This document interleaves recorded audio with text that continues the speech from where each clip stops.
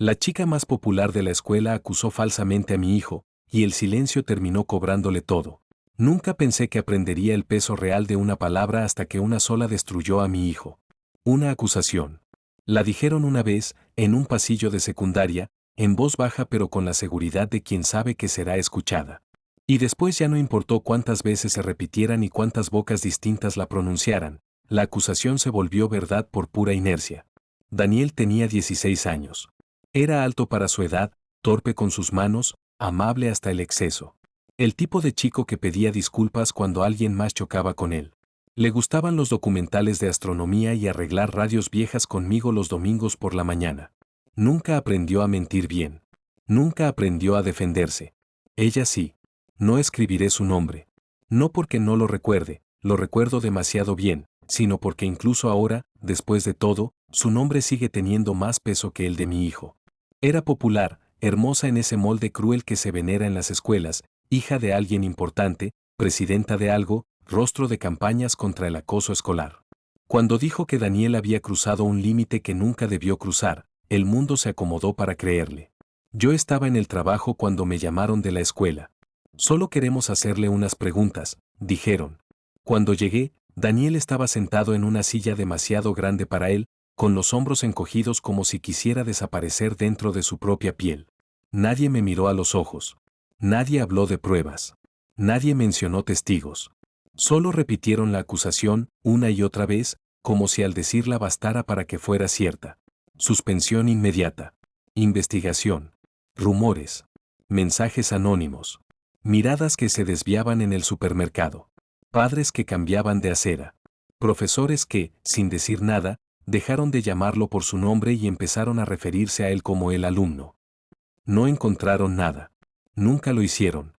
No había mensajes, no había videos, no había antecedentes. Pero tampoco hubo disculpas. La acusación flotó en el aire como humo tóxico, invisible, imposible de agarrar, letal con cada respiración. Daniel dejó de comer conmigo. Dejó de escuchar música. Dejó de hablar del futuro. Empezó a dormir con la puerta cerrada, algo que nunca había hecho. Una noche lo escuché llorar en silencio y me quedé paralizado en el pasillo, porque no sabía qué palabras usar para salvarlo cuando el mundo ya lo había condenado sin juicio. Si no hice nada, me preguntó una vez, ¿por qué me odian?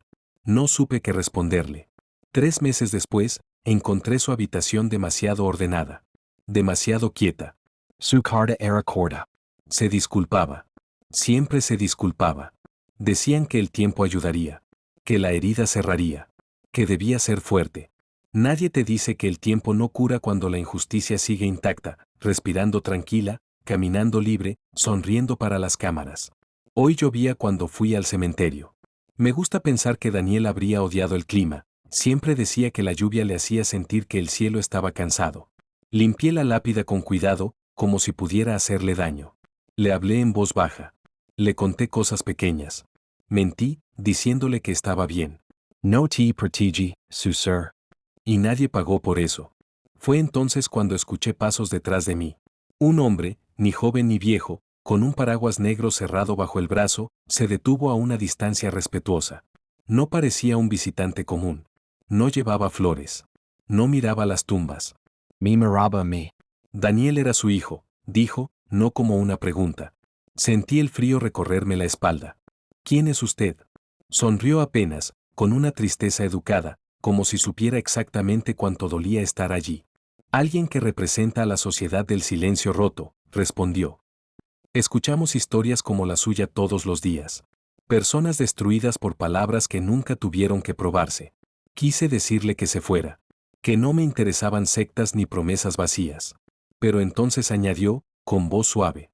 No ofrecemos consuelo. Ofrecemos equilibrio. El viento movió las hojas mojadas alrededor de la tumba de mi hijo. Hay formas, continuó, de devolverle peso a la verdad. De hacer que quienes usaron el poder sin responsabilidad, lo sientan. No como venganza ciega, sino como corrección. Lo miré. Por primera vez en meses, sentí algo que no era solo dolor. ¿Y el precio? Pregunté. Su sonrisa desapareció. El precio siempre es entender hasta dónde está dispuesto a llegar un padre. La lluvia empezó a caer con más fuerza. Yo seguía de pie frente a la tumba de Daniel, con el corazón roto, y una puerta abierta que nunca había imaginado cruzar.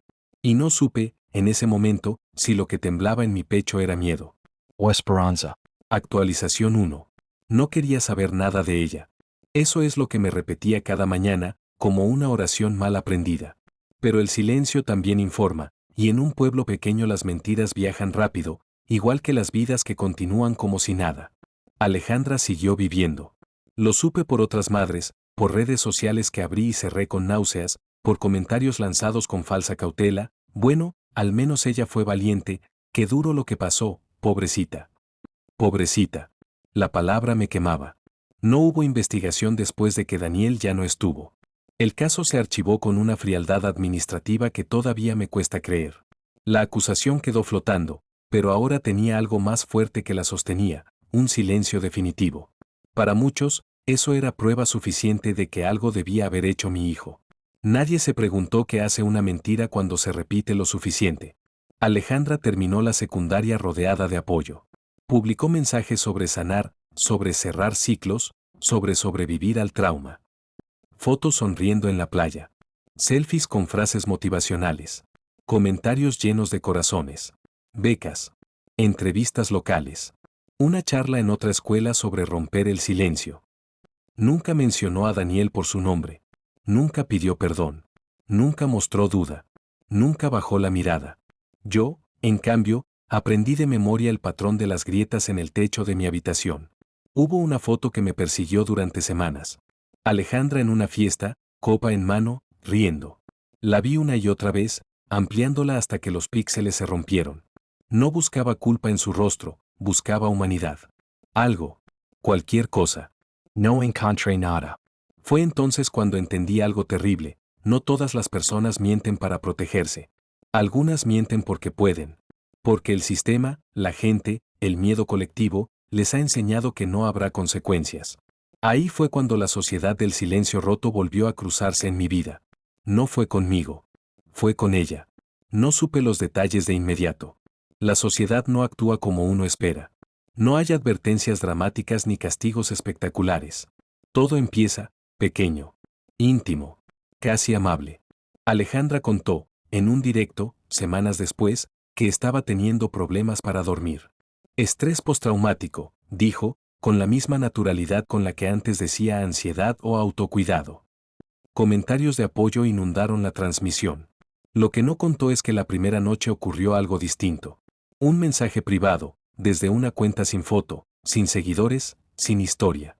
¿Recuerdas la primera vez que dijiste su nombre en voz alta? Alejandra pensó que era un troll.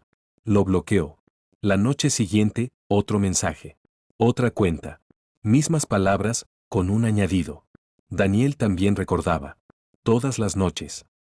Ahí empezó el temblor. No la amenazaron. No le exigieron nada. Solo le hicieron preguntas. Preguntas imposibles de denunciar sin admitir demasiado.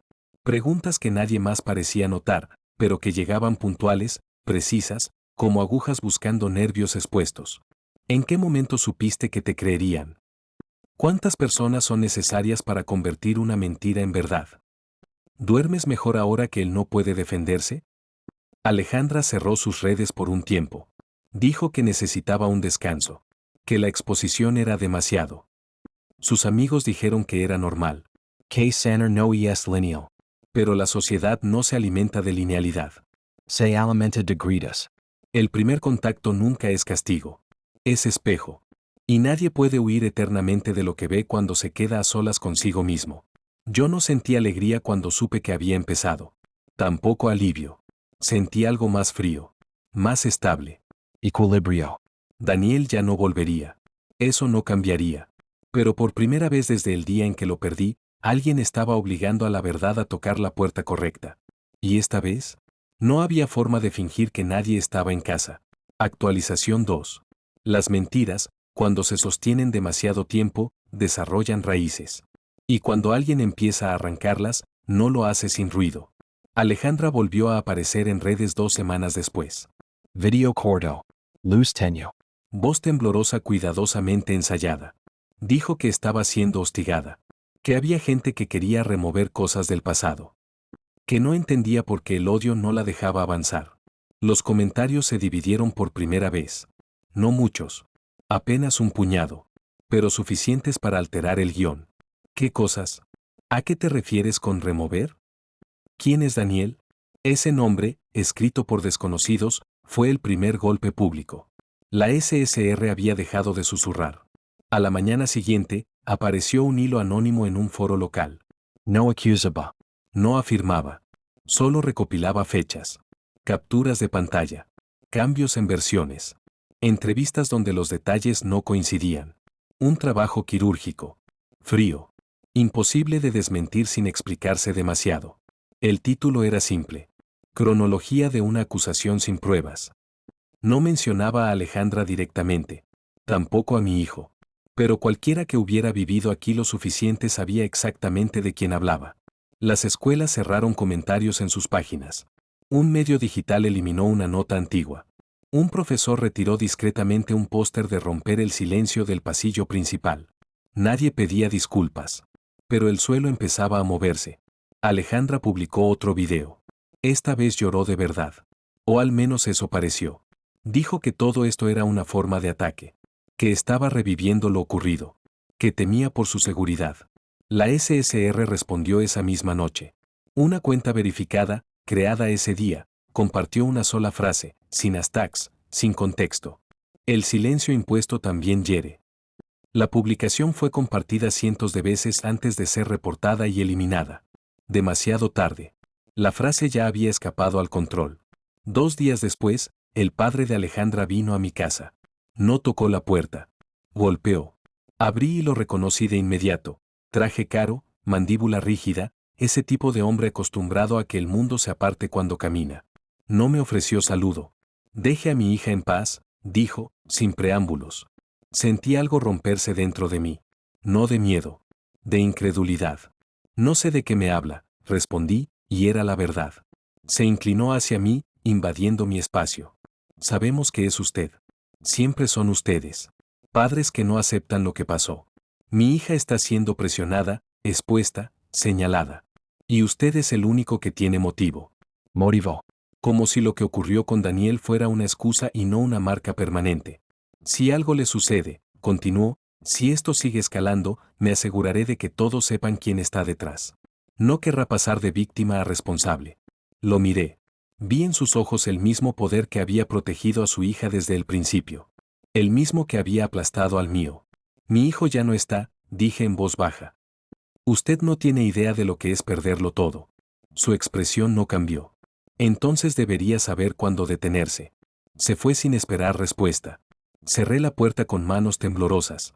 No porque tuviera miedo de él, sino porque, por primera vez, entendí el alcance real de la SSR. No solo estaban tocando a Alejandra. Estaban rozando el sistema que la había sostenido. Y el sistema estaba reaccionando. Esa noche recibí un mensaje desde un número desconocido. Sin saludo. Sin firma. Cuando los guardianes del relato aparecen, es señal de que la verdad ya está haciendo ruido. Me senté en la oscuridad de la cocina, con el teléfono iluminándome el rostro, y pensé en Daniel. En lo pequeño que había sido frente a todo esto. En lo solo que estuvo. La sociedad del silencio roto no estaba buscando justicia en el sentido tradicional. No creían en finales limpios ni en redenciones cómodas. Creían en consecuencias. Y las consecuencias, ahora, ya no eran privadas. Eran imparables. Actualización 3. Siempre creí que la mentira era algo individual. Una persona. Una decisión. Una falsedad. Me equivoqué. La mentira que destruyó a Daniel fue colectiva. Cuando la sociedad del silencio roto dejó de apuntar solo a Alejandra, la luz se expandió. Y entonces aparecieron las sombras que siempre estuvieron ahí, cómodas, calladas, protegidas por la costumbre de no preguntar demasiado. El primer nombre en caer no fue el de ella. Fue el del orientador escolar. Un correo anónimo llegó a la junta educativa con documentos internos, actas de reuniones, advertencias archivadas y una recomendación clara de no escalar el asunto para evitar problemas de imagen. No negaba lo ocurrido. No lo investigaba. Simplemente lo congelaba, como si el tiempo pudiera convertir una omisión en prudencia. Renunció días después. Por motivos personales. Luego fue una profesora. La misma que pidió que Daniel se sentara al fondo del aula hasta que todo se aclarara. La misma que repitió frases aprendidas sin mirar al chico que apenas podía sostenerse de pie frente a ella. Salieron a la luz mensajes privados donde admitía dudas. Pero también decía que prefería no complicarse. Ahí apareció una palabra que nadie había usado antes. Cómplice. Un periodista local publicó una columna titulada Cuando apoyar sin cuestionar también destruye vidas. No dio nombres. No señaló directamente. Pero describió el caso con una precisión imposible de ignorar. Demasiadas personas se reconocieron en ese reflejo. Donaciones pausadas. Charlas canceladas hasta nuevo aviso. Publicaciones antiguas borradas. Cuentas cerradas. Y Alejandra dejó de hablar. No desapareció. Se encerró. Como si el silencio, esta vez, pudiera protegerla. Su padre intentó mover influencias. Amenazas legales. demandas. Pero cada intento provocaba otra filtración, otro archivo, otra grieta. La SSR no atacaba con rumores. Atacaba con hechos que todos conocían. Y eligieron no ver. No buscaban destrucción. Buscaban exposición. Yo observaba todo desde una distancia que nunca pedí. La gente empezó a mirarme distinto. No con rabia. Con incomodidad. Como si mi dolor se hubiera vuelto contagioso. Como si yo representara algo que preferían no enfrentar. Una madre me evitó en la panadería. Otra me pidió perdón en voz baja, sin mirarme a los ojos. Un antiguo amigo de Daniel me escribió después de meses. Siempre supe que algo no cuadraba. Siempre. Esa palabra me hizo cerrar el mensaje sin responder. La SSR me contactó una sola vez más. No es venganza, decía el mensaje. Es memoria activa. Me pregunté muchas noches si Daniel habría querido esto. Si ver caer a todos los responsables le habría dado algo de paz. Si yo estaba cruzando una línea sin regreso. Pero entonces recordaba su habitación. Su carta. La forma en que el mundo siguió girando como si su ausencia fuera un daño aceptable. La justicia tradicional nunca llegó para mi hijo. Lo que llegó ahora no era perfecta. Pero era verdad sin anestesia. No sentí alivio. Sentí claridad. La sociedad del silencio roto no estaba reconstruyendo a Daniel. Eso es imposible. Estaban haciendo algo más incómodo. Y más necesario. Estaban obligando a todos a cargar con el peso de lo que ayudaron a destruir. Sigo visitando la tumba de mi hijo. Le hablo. Le cuento lo que pasa. A veces le pido perdón. Otras veces solo me quedo en silencio. El mundo que le falló está cambiando. No por bondad. No por empatía. Por consecuencia. Nada me lo devolverá. Pero ya no soy el único sosteniendo su nombre. Ahora, quienes lo borraron, no pueden dejar de escucharlo. Actualización 4. Las consecuencias no llegaron como una explosión. Llegaron como derrumbes sucesivos. Inevitables. Sin espectáculo. El orientador escolar perdió su licencia. La investigación interna, esa que nunca existió para Daniel, finalmente ocurrió. Encontraron faltas graves. Esa frase apareció en documentos oficiales. Negro sobre blanco. Demasiado tarde para mi hijo. Exacta para la historia. La profesora fue retirada del aula. No la despidieron de inmediato. La dejaron suspendida en un limbo administrativo que, según supe, la fue consumiendo lentamente. Nadie quería asociarse con ella. Nadie quería cargar con su silencio de antes. El periodista que ayudó a construir la versión inicial publicó una retractación. No pidió disculpas. Solo aclaró. Perdió lectores. Perdió credibilidad. Descubrió que el prestigio también se desmorona cuando se sostiene sobre atajos morales. Y el padre de Alejandra. El poder no lo abandonó del todo. Pero dejó de protegerlo. Los mismos contactos que antes respondían de inmediato empezaron a tardar. A no contestar. A pedir distancia. El sistema no quema a los suyos. Los deja solos. Alejandra fue la última. Perdió la beca. Las invitaciones desaparecieron. Su historia dejó de ser útil. No fue apartada de golpe. Fue algo peor, se volvió incómoda. Nadie quería escucharla hablar del pasado. Nadie quería volver a repetir ciertas palabras sin estar completamente seguro. La SSR no publicó nada más sobre ella. No hizo falta. Creí que ahí terminaría todo. Me equivoqué. La vi desde lejos, avanzando por el camino de grava del cementerio. No corría. No dudaba. Caminaba como alguien que ya no tiene nada que perder. Por un segundo pensé en irme, en no enfrentarla nunca. Pero mis pies no se movieron. Se detuvo frente a la tumba de Daniel. No me miró al principio. Por favor, dijo.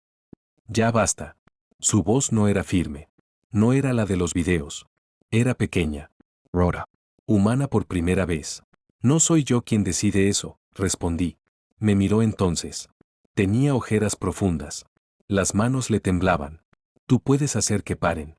Lo sé. Esto ya me quitó todo. La lluvia empezó a caer suavemente. Como el día que conocí al representante de la SSR. El mismo cansancio en el cielo. La observe en silencio. Pensé en todas las veces que imaginé ese momento. Nunca había imaginado sentir lástima. Antes de que nada pare, dije, quiero saber algo. Alla traigo saliva. ¿Por qué? Frunció el ceño. Porque él, Repetí. no por atención, no por confusión. ¿Por qué mi hijo? El silencio se estiró entre nosotros. Pasado. Irreversible. Alejandra se cubrió el rostro. No pensé que, empezó, y se quebró. No pensé que llegaría tan lejos. Eso no era una respuesta. Daniel confiaba en la gente, dije. Incluso cuando ya no tenía motivos. Así que dime la verdad. Al menos una vez. Se dejó caer de rodillas frente a la tumba. Tenía miedo, susurró. Miedo de que alguien viera quién era en realidad. Había mentido antes. Cosas pequeñas. Siempre funcionó. Cuando él me rechazó. Cuando dijo que no quería problemas conmigo. Sentí que iba a perder el control de todo. Levantó la mirada, empapada en lágrimas. Sabía que me creerían. Lo supe desde el primer momento. Y cuando vi cómo lo miraban a él, ya no pude detenerlo. Todos aplaudían mi valentía. Yo solo, seguí. Cada palabra era un golpe más. Pero no grité. No lloré. Solo escuché. Cuando todo terminó, continuó, sentí alivio. Y luego culpa. Pero el alivio ganó. Hasta ahora. El viento movió las flores que había dejado. No quería que le pasara eso, dijo, desesperada. Solo quería que desapareciera. Y eso fue exactamente lo que ocurrió. Me arrodillé frente a ella, a la misma altura. Eso fue exactamente lo que hiciste. No la abracé. No la insulté. No le ofrecí perdón. No puedo hacer que esto pare, añadí. Ni siquiera lo intento. Esto no es mío. Es lo que ocurre cuando la verdad deja de aceptar ser enterrada. Alejandra sollozaba, doblada sobre sí misma. Me levant. Toqué la lápida de mi hijo con cuidado. Yo ya pagué el precio máximo, dije. Ahora te toca aprender cuánto pesa una mentira cuando nadie más la carga por ti. Me fui sin mirar atrás. La sociedad del silencio roto nunca volvió a escribirme. No lo necesitaban. Su trabajo estaba hecho. Daniel no va a volver. Mi corazón sigue roto. Pero por primera vez, la historia completa existe. No como consuelo. Como advertencia. Y eso es lo más cerca que he estado de la paz. Epílogo. Alejandro, nunca pensé que terminaría diciendo esto en voz alta. Y mucho menos dejándolo por escrito. Durante años creí que las historias pertenecían a quien sabía contarlas mejor. Que la verdad podía doblarse. Ajustarse. Que era un trofeo para quien lograba ocupar el centro primero. Me equivoqué. Todo comenzó con algo que hoy parece insignificante. Un rechazo. No fue cruel. No fue una humillación pública. Daniel simplemente dijo que no quería conflictos, que mi forma de estar en su vida lo hacía sentir presionado. Nadie me había dicho eso antes. Nadie me había negado algo sin intentar suavizarlo después. Sentí vergüenza. Y la vergüenza, cuando no sabes cargarla, se transforma en enojo. Inventé porque pude. Porque sabía exactamente qué decir y a quién decírselo. Porque había visto antes cómo el mundo se inclinaba ante ciertas versiones bien contadas. Cuando lancé la acusación, no pensé en lo que vendría después. Pensé en recuperar control, en no perder mi lugar. Y funcionó. Funcionó demasiado bien. Vi cómo Daniel se hacía cada vez más pequeño. Cómo la gente dejaba de mirarlo directamente. Y no hice nada. Cuando él ya no estuvo, sentí algo que nunca confesé, alivio. El problema había desaparecido. El silencio se volvió absoluto. Seguí adelante. Reconocimientos. Apoyo. Entrevistas. Aplausos. Construí una identidad entera sobre algo que nunca se corrigió. Y me convencí de que eso no importaba. hasta que empezó a desmoronarse. No de golpe, no de forma ruidosa, sino con exactitud. Preguntas que no sabía responder, fechas que no encajaban, documentos, pequeñas grietas, nada que pudiera señalar como un ataque directo, nada que pudiera destruir sin confirmar que todo era real. Después llegaron las pérdidas, una por una, la beca, la confianza, los aliados. Mi nombre dejó de abrir puertas, y empezó a cerrarlas. Mi padre intentó ayudarme. Siempre creyó que el poder era permanente. Aprendió, demasiado tarde, que solo se presta. Hoy vive rodeado de silencios incómodos, llamadas que no regresan, miradas que ya no se bajan ante él. Yo vivo, reducido. Trabajo en un lugar donde nadie conoce mi historia completa. Pero todos sienten que hay algo que no termina de encajar. No tengo redes. No tengo voz pública. Tengo noches largas. Y recuerdos que no se van. Y tengo memoria. ¿Por qué eso fue lo más duro? No me destruyeron con castigos visibles. Me dejaron con la verdad intacta. Sin refugio. Muchos creen que lo que ocurrió fue revancha. No lo fue. Nunca me pidieron nada. Nunca me amenazaron. Nunca me ofrecieron absolución. Solo ajustaron el peso. Aprendí algo que quiero dejar dicho. Para quien crea que es más listo que los demás, que su versión es intocable, que su mentira es necesaria o pequeña. No estás solo cuando haces daño. Nunca lo estás. Hay algo, alguien, que observa cuando el silencio se usa como herramienta. No actúa por enojo. No actúa por placer. Actúa porque el equilibrio importa. Y cuando decide que es momento, no importa cuán alto estés, cuántos te crean, cuántos te protejan, todo cae. Despacio. Con cuidado. Pero cae. Yo soy lo que queda. Cuando ya no hay a quien señalar. Y créeme, no hay consecuencia más duradera que vivir sabiendo que nadie te persigue. Porque ya no hace falta.